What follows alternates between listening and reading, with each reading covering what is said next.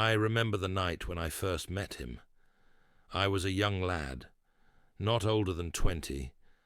I was in the local garrison of the Ildres Teardrop, a sergeant in the ranks. I'd only been in the garrison for 6 months. I must have made an impression on someone close to King Allard. I rose quickly at the time. Everyone did. We'd been fighting skirmishes with brigands, outlaws, and pirates over the winter. As our officers died, we rose up in ranks. It was a brutal time, and not just the fighting, but the winter. It was bitter cold, so cold your hands could freeze just taking your gloves off to take a piss. You're probably wondering why we were fighting in one of the coldest winters. We had no damn choice. The mongrel filthy heathens of the Arayaks, under the banner of Talak's One Eye, had been raiding villages in the area around Cedar Hollow. We were the nearest garrison, with enough men-at-arms to help. It was my first real fight. A test that any warrior would find testing. Find out we did. I've never shit myself so hard in my life. My bowels turned to water the moment we arrived in Cedar Hollow. It was the smell that got me. The smell of burnt flesh and rotting corpses. By the time we got to the town, the evil bastards had left. No one survived the slaughter. The whole town. Everyone. Not a single soul survived to tell us what happened. The men, what they did to the men, was the worst thing I'd ever seen. The sight haunts me every night when I shut my eyes to sleep. It was so inhuman, so dishonorable. They'd rounded up the men like cattle and cut off their hands and feet, their arms. Their arms were tied behind their back at the elbows, the deep cuts in their forearms and tops of their shoulders. The marks left as evidence that these men were alive when they were tortured and dismembered. The bodies were impaled on spikes, taller than the largest of the king's war horses. It was a terrible sight. We quickly got the bodies down and burnt them, as is the right thing to do.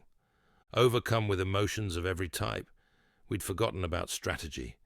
The town was at the base of a large mountain, more than 150 meters high. The mountain surrounded the town with only one entrance in and one entrance out. A small bridge, no more than 4 meters wide.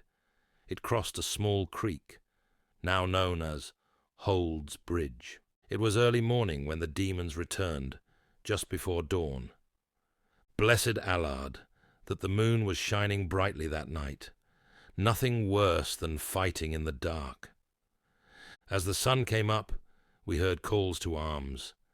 Our camp awoke quickly to find burning torches of some 200 meters off from the other side of the creek. The torches looked like burning hot embers in the cold winter morning. It was hard to tell exactly how many there were at that time, but we were certainly outnumbered. 2 to 1 by my estimates at the time. Some say 3 or 4 to 1. My Lord Commander, William Pamphry, sent out an envoy to make terms with the invaders. Our terms were simple: leave our lands in peace, or suffer the wrath of the king. Talix cut the emissary down where he stood.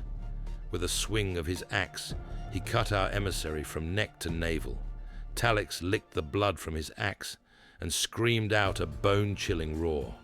His warriors ran headlong at us across the rocky open field. We held them at the bridge. Our archers shot arrow after arrow into their ranks, but there were simply too many. My platoon of men were the last to fight. We fought bravely. We all did. The heroes of that day were not the 7 of us that survived, but it was those that never returned home to their families. Those were the true heroes. I knew I wasn't going to make it home. I would die in this cold and miserable place, with my men, my brothers. I just hoped it was a quick death. I didn't want to end up like the rest of the poor souls of Cedar Hollow. A fate worse than dying is dying slowly in pain, inflicted by the offender. I'd just finished fighting an Iraex warrior. I cleaved his head from his shoulders with my sword. That's when I felt the hit to my back. As I fell to the ground, everything went dark. When I opened my eyes, I saw the face of a giant hammer, a hammer that had taken many lives. As the hammer pulled away from my face, I could see the Iraex warrior was lining up his aim to flatten my skull. I closed my eyes, but nothing happened. For a fleeting moment, I thought I was dead. I could feel no pain.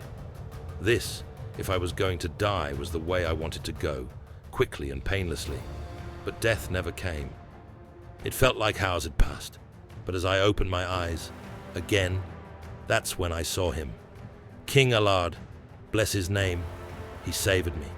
I lay there, not being able to move. It was him with his knights fighting back.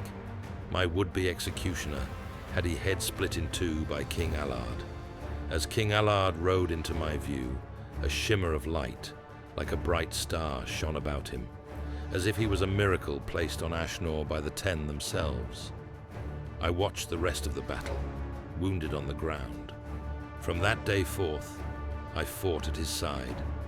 Out of the 7 of us that survived, 3 of us who were able joined his guard. He named us Order of the Sovereign Shield. As King Allard, bless his name, we became close friends and his retainers, sworn we were to assist in what ways he saw fit for us. But he taught us our 3 main tenets: duty, justice, and honor.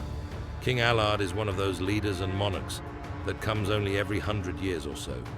Serving him is my duty. Serving our people is their justice.